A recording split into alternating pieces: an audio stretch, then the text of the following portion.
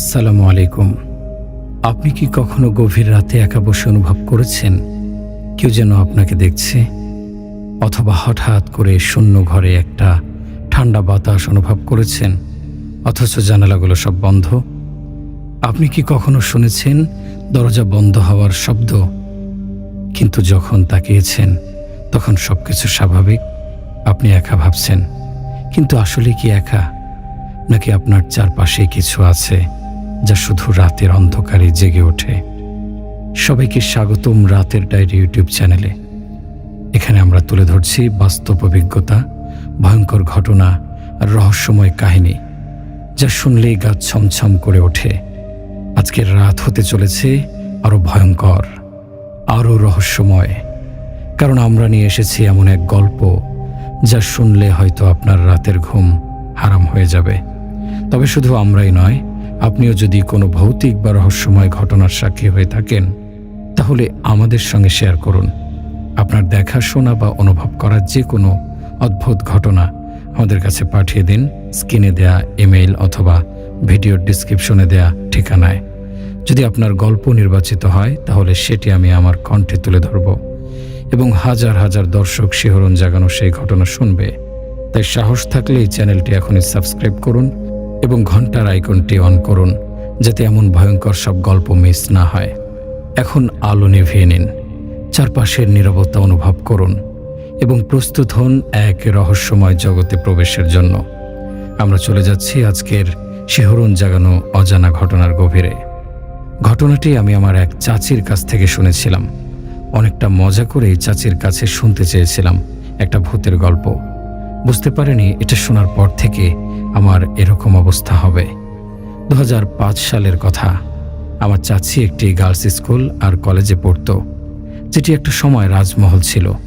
School আর কলেজটির একটাই বড় boundary ছিল, কিন্তু পরবর্তীতে সরকারি সিদ্ধান্তে ওটাকে স্কুল কলেজ করার কারণে একটি বাউন্ডারি দিয়ে দুটো ভাগ করে দেয়া হয়।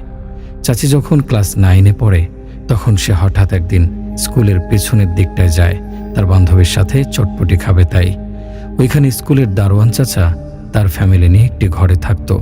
সেই চটপটি বিক্রি করত। তো চটপটি খেতে খেতে পিছনে একটা রাস্তা আছে, ওখানে কেউ কখনো যায় না। স্কুল কর্তৃপক্ষের বিশেষ নিষেধ আছে, ওখানে যাওয়া যাবে না। ওখানে নাকি একটি ওয়াশরুম আছে, যেটি 7 দরজাওয়ালা। এটা সবসময় চাচিকে ভাবাতো। চাচি ভেবেছিল যাতে কেউ ওই দিকটা না যায়, তাই সবাইকে বারণ করা হয়েছে। চাচির বান্ধবী ছিল চাচির মতনই। চাচিও তার বান্ধবী ঠিক করলো আজ যেভাবেই হোক ওই ওয়াশরুমে তারা যাবে, গিয়ে দেখবে এটার ভিতরে 7টা দরজা কিভাবে থাকে। যেই বলা সেই কাজ। এটা ছিল অনেক পুরনো বিল্ডিং। বিল্ডিংয়ের রং ছিল হালকা কমলা। পুরো স্কুলটা ভেঙে নতুন করে রং করা, কিন্তু শুধু এটাই অর্ধেক রং নতুন, বাকি অর্ধেক পুরনো। মূল ভবনের পিছন দিকটায় হওয়ায় এটা সামনে দিয়ে চোখে পড়ে না, আর এর সামনে আশেপাশে জঙ্গলের মতন। সকাল 10:30 সময় মনে হয় এই দিকটায় সন্ধ্যা, এমন অন্ধকার। চাচির হাতে চটপটির থালা। তার বান্ধবী দেখছে আশেপাশ দিয়ে কেউ দেখছে কিনা। সবাই যে যার কাজে ব্যস্ত তখন। এমনিতেও এই দিকটায় কেউ আসে না। চাচি দেখল প্রথমে একটি কাঠের দরজা। দরজায় হাত দিতেই দরজা খুলে গেল। ভিতরে খুব ময়লা, এত ময়লা যে কাশি শুরু হয়ে গেল। কিন্তু বেশি কাশি দিলে তো আশেপাশের মানুষ জেনে যাবে। তারা এখানে ফাঁকা রুমে আওয়াজ বেশি হয় এমনিতেও। যাই হোক, তো চাচি দেখলো আসলেও একটা দরজা খুলে, তারপর ভিতরে পাশাপাশি আবার 7টা দরজা। হঠাৎ শুনলো কেমন যেন একটা আওয়াজ আসছে। চাচির বান্ধবী বলল একটা বিড়াল ঢুকেছে তাদের সাথে, সেটাই হয়তো। এরপর চাচি বলল যখন এসেছি একটু দেখেই যাই, কি বলিস? চাচির বান্ধবীরও কোনো আপত্তি ছিল না। চাচি বলল চল প্রথম দরজাটাই খুলে দেখি। প্রথম দরজা খুলে দেখলো কিছুই নেই, ময়লার স্তূপ ছাড়া, শুধু কয়েকটা তেলাপোকা হাঁটছে। দ্বিতীয় দরজা খুলে যা দেখেছে, হয়তো ওটাই চাচির জীবনের সব থেকে বড় ধাক্কা ছিল। দেখলো একটা মহিলা, অনেক বয়স্ক, মাথায় সাদা চুল, মুখ নিচে দিয়ে 2 হাঁটুর মাঝখানে দিয়ে সম্পূর্ণ উলঙ্গ হয়ে বসে আছে। যে চাচি দরজা খুলল, অমনি তাদের দিকে তাকিয়ে বলছে, এসেছিস? এই তোদের আসার সময় হলো। আমি তো সেই 6 বছর ধরে অপেক্ষা করছি, কেউ দরজা খোলে না। এবার আয় একটু আমার কাছে। এটা বলেই সে হো হো করে হেসে দিল। চাচির বান্ধবী সেন্সলেস হয়ে গিয়েছে। চাচি না পারছে চলে যেতে, না পারছে তার বান্ধবীকে একা রেখে যেতে। ওই বুড়ি ওখান থেকে উঠে তার কাছে হেঁটে আসছে, অনেক কাছাকাছি।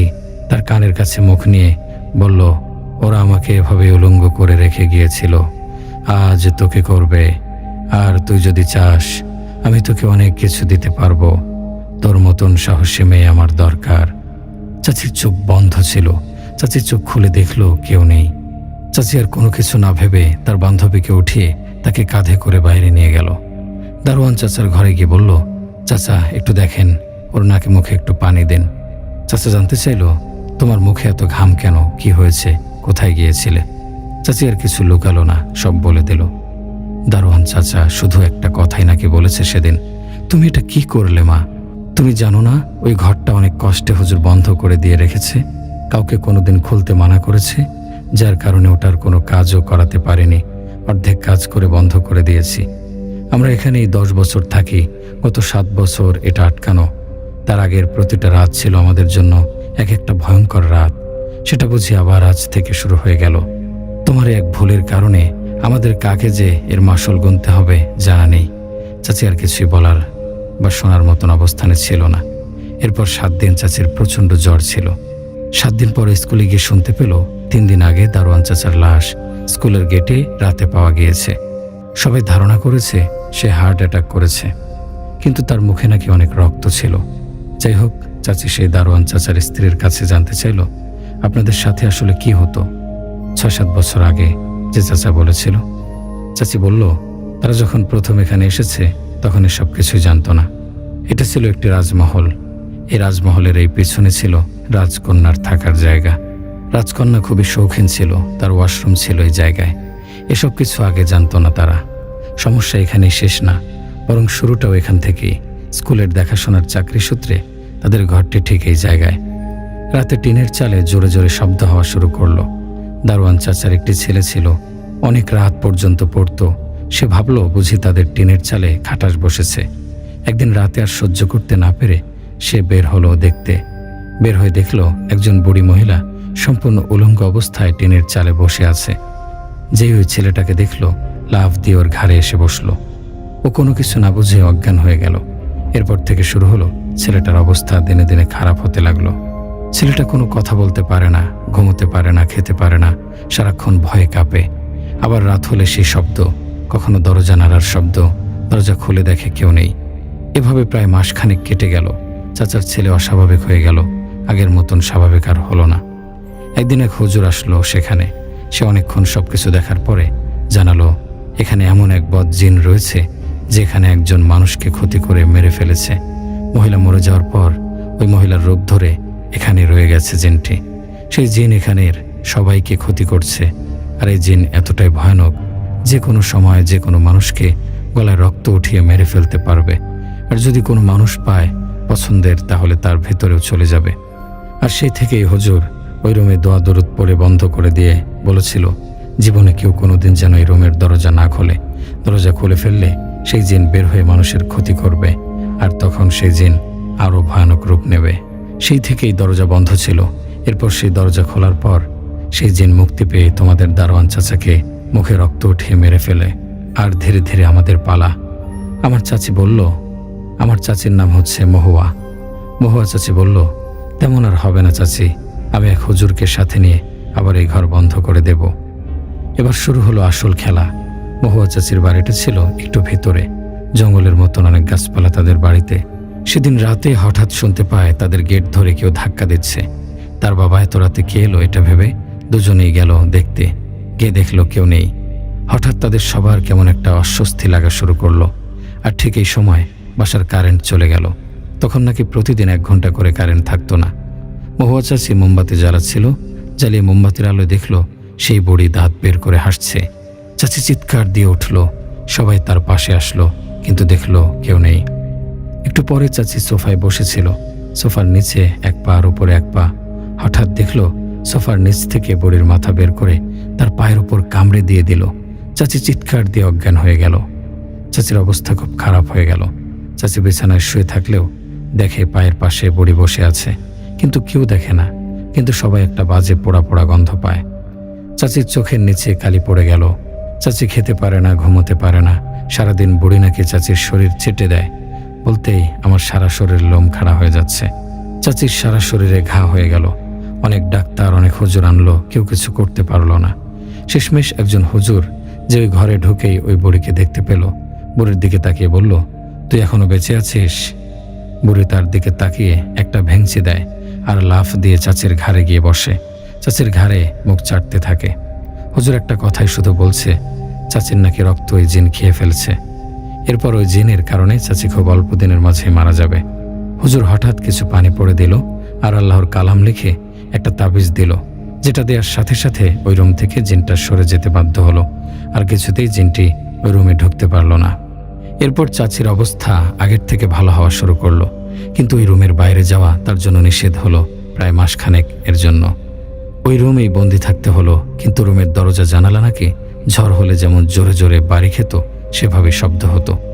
এরপর থেকে শুরু হলো চাচির বাড়ির বাকি সদস্যদের সাথে নানা রকমের ঘটনা। একদিন চাচির মা রান্নাঘরে রান্না করছিল, হঠাৎ শুনল তার রান্নাঘরের শিঙের শব্দ। সেখানে গিয়ে দেখল শিং দিয়ে ধোঁয়া বের হচ্ছে। একটু ভয় পেয়ে দূরে সরে গিয়ে হঠাৎ একজন মানুষের সাথে ধাক্কা খেল। পেছনে ফিরে দেখল উলঙ্গ বুড়ি। এরপর এক রাতে তার বাবা, ভাই সবাই বুড়ি কোনো না কোনোভাবে দেখা দিল।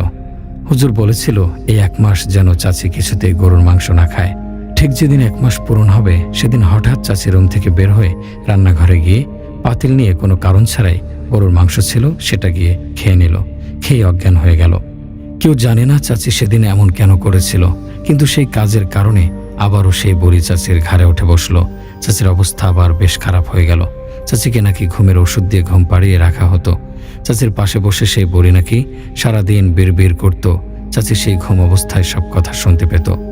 বুড়ি নাকি 42 সালে সেই মহলে প্রথম ঢুকেছিল রাজকন্যার সাজগোজের দায়িত্ব নিয়ে। আর সে জিন ছোট থেকে তার ছিল। সেই মহলের যে জমিদার ছিল সে ছিল বড়ই অত্যাচারী।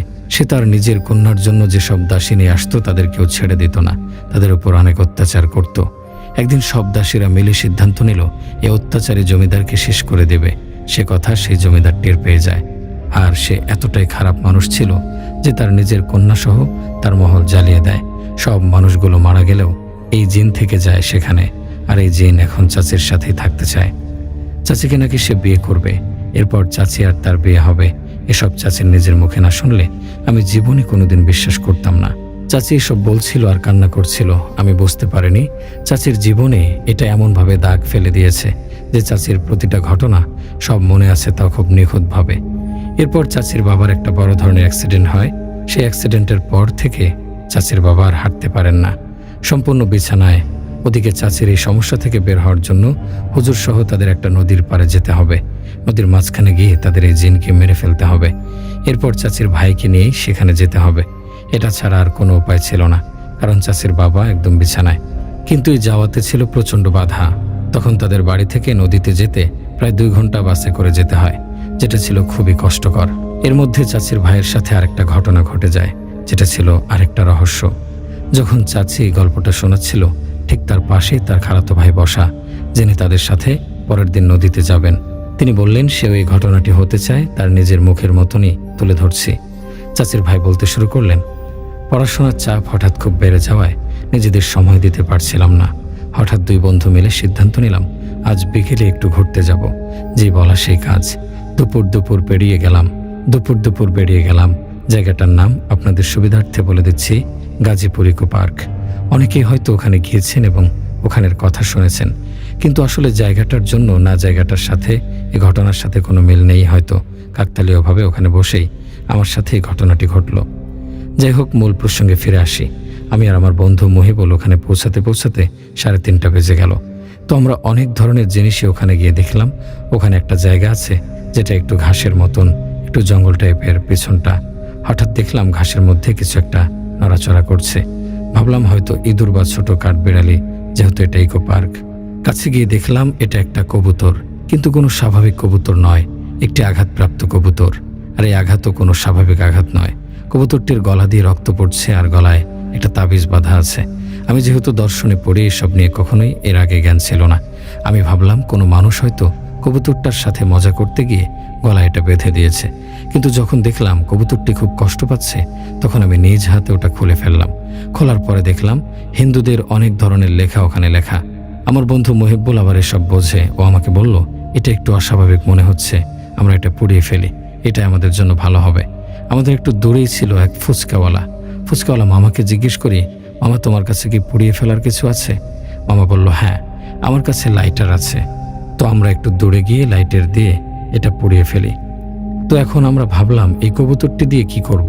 ফুচকাওয়ালা মামা বলল, মামা আমি তো কবুতর পালি, আপনারা কবুতরটি আমাকে দিয়ে দিন।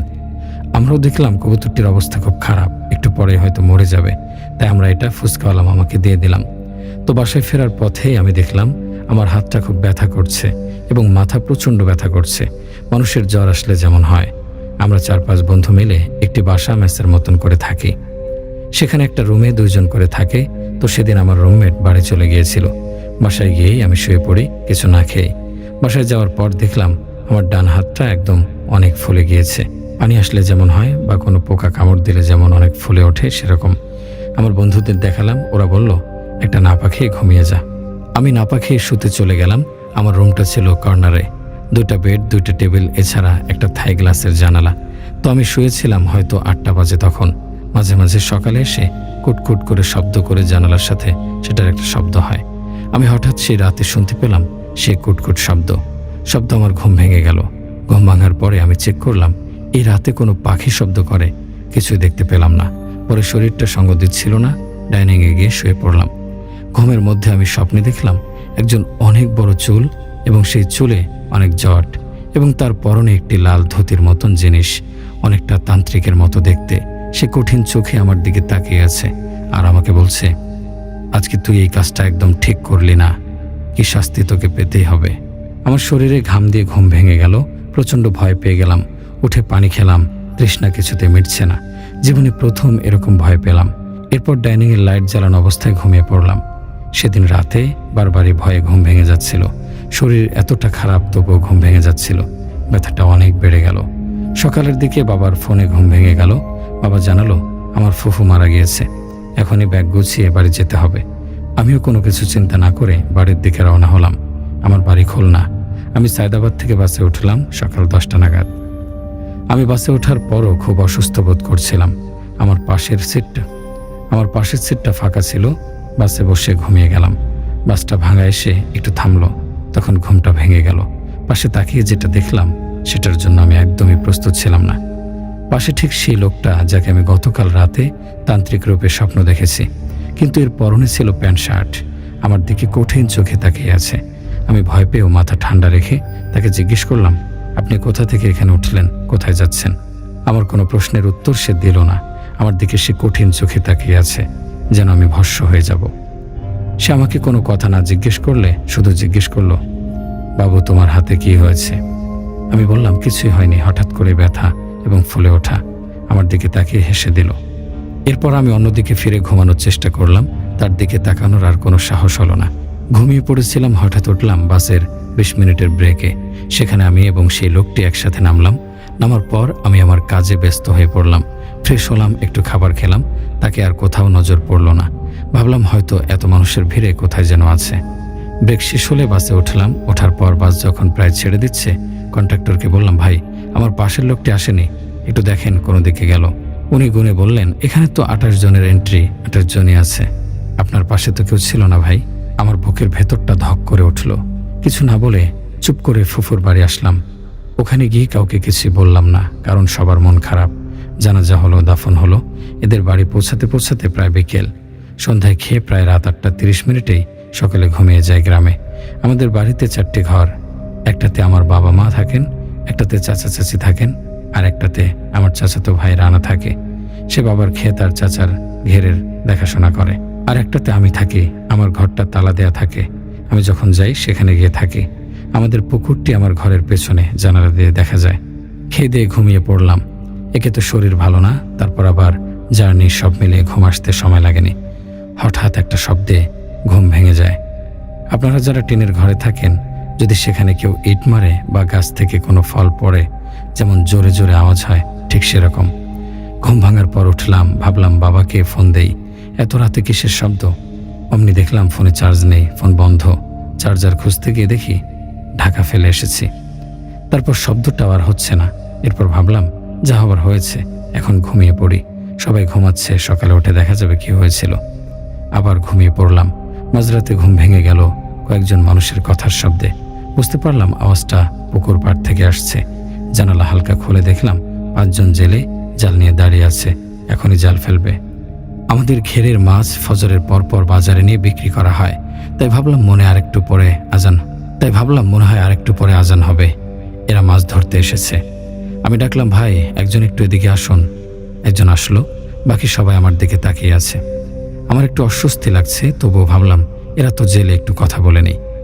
ভাই আমার চাচা কোথায়? এখানে আপনাদের একা মাছ ধরতে কে বলল? ওনারা বলল চাচা এখানেই ছিল, এখন একটু সরিষা ক্ষেতের দিকে গিয়েছে, এখনই চলে আসবে। দরকার হলে আমি যেন একটু গিয়ে দাঁড়াই। আমি ভাবলাম অনেকদিন তো কাজ করা হয় না, বাবা চাচাকে একটু সাহায্য করি। ওনারা বলল তাড়াতাড়ি আসুন। আমি একটা হাফ প্যান্ট পরে বের হলাম। 10 মিনিট পরে এখনও চাচা আসেনি, বাবাও না। আমি বললাম এখনও তারা কেন আসছে না? রানা ভাইবা কোথায়? ওনারা বলল আপনি একটু গিয়ে দেখুন শ্মশান ঘাটের ওখানে কোনো সমস্যা হলো কিনা। আমি জিজ্ঞেস করলাম উনি কি ওখানে একা গিয়েছে? তারা বলল সেটা ঠিক জানি না, আপনি চলুন, আমরা আপনার সাথে যাচ্ছি, দেখি কি কিছু হলো নাকি। আগেই বলে রাখি আমাদের সরিষা খেতে যেতে একটি খালের মতন আছে। সেই খালের ওই পারেই শ্মশান ঘাট, যেখানে হিন্দুদের পোড়ানো হয়। তো আমার সাথে একজন যেজন কথা বলছিল সে একটি হারিকেন হাতে এগোচ্ছে। অনেক দূর যাচ্ছি, কোনো আলো নেই, শুধু একটু হারিকেনের আলো। একটু দূরে যেতে জিজ্ঞেস করলাম যে ভাই আপনার বাড়ি কোথায়? হঠাৎ শুনতে পেলাম বলল টঙ্গী। আমার গা শিউরে উঠল, কণ্ঠটা কেমন যেন অন্যরকম। আর টঙ্গী এখানে মানুষের বাড়ি কেন হবে? ওই লোক আমার থেকে একটু পেছনে ছিল। পেছন ফিরে তাকিয়ে দেখলাম কেউ নেই। আমার শরীরের সকল লোম খাড়া হয়ে গেল। সামনে খাল, খালের ওই পারে দেখলাম সেই তান্ত্রিক লোকটা। আমি স্বপ্নে তাকে যে কাপড়ে দেখেছিলাম ঠিক সেই কাপড়ে। উনি এক পলকের মাথায় খালের ওপার থেকে এপারে চলে এলো। আমাকে বলল তুই যে কাজটি করলি সেটা ঠিক করলি না, এবার তো সেই শাস্তি পেতেই হবে। সেই শাস্তি তোকে আমি এখন দেব। এরপর আমাকে ধাক্কা দিয়ে সরিষা ক্ষেতের মধ্যে ফেলে দিল। আমার পা টান দিয়ে নিচে শুয়ে ফেলল। এরপর উনি আমার বুকের উপর বসে পড়ল। কিন্তু আশ্চর্যের ব্যাপার হচ্ছে আমার বুকে কোনো ওজন ছিল না। উনি আমার গলা চেপে ধরল। আমার মনে হচ্ছিল আমার গলা দিয়ে কোনো শব্দ বের হচ্ছে না। এরপর আমার শরীরটাকে উল্টো করে ফেলল। মনে হলো যে আমি কোনো মানুষ না, একটা পুতুল। আমার পা ধরে টেনে নিয়ে যাচ্ছিল আর বলছিল আমার জাদুর উপর শক্তি প্রয়োগ, আজ তুই বুঝবি আমার উপরে বাধা সৃষ্টি করার ফল কি হয়। এরপর খালের উপর দিক দিয়ে একটা খুঁটি বাঁধা ছিল, যেটাতে গরু বাঁধা হয়, যার কারণে ওটা খুব শক্ত। ওটা আমি ধরে ফেলি, কিন্তু বিশ্বাস করুন আমার শরীরে কোনো শক্তি ছিল না, মানসিক শক্তি দিয়েই সব করছিলাম।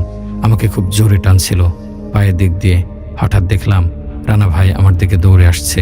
আমার আর কিছু মনে নেই, শুধু শেষবারের মতন তান্ত্রিক লোকটাকে দেখলাম যেন হাওয়াতে মিশিয়ে গেল। সকালে ঘুম ভাঙলো, দেখতে পেলাম আমি আমার খাটে শুয়ে আছি। রানা ভাই আমার পাশে, তাকে জিজ্ঞেস করলাম কি হয়েছিল রাতে। আমার জ্ঞান যাওয়ার পর সে বলল সে ক্ষেত পাহারা দিচ্ছিল, তখন কিছু শব্দে সে দেখার জন্য আসার পর দেখলো আমাকে কিছু একটা টেনে খালের দিকে নিয়ে যাচ্ছে, কিন্তু আমার পায়ের দিকে কেউ নেই। বুঝতে পেরেছিল যে কিছু একটা খারাপ শক্তি এসব করছে।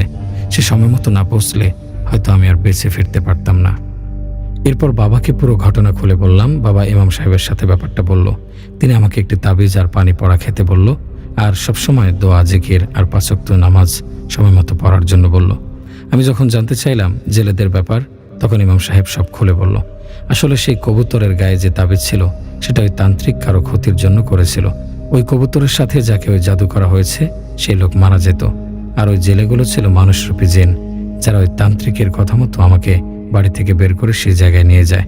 আর ওটাও তান্ত্রিকের রূপ নিয়ে একটি জিন ছিল, যার কারণে আমি ছাড়া কেউ তাকে দেখেনি। আর তার শরীরে কোনো ওজন ছিল না, সে হাওয়াতে মিলিয়ে যেতে পেরেছে।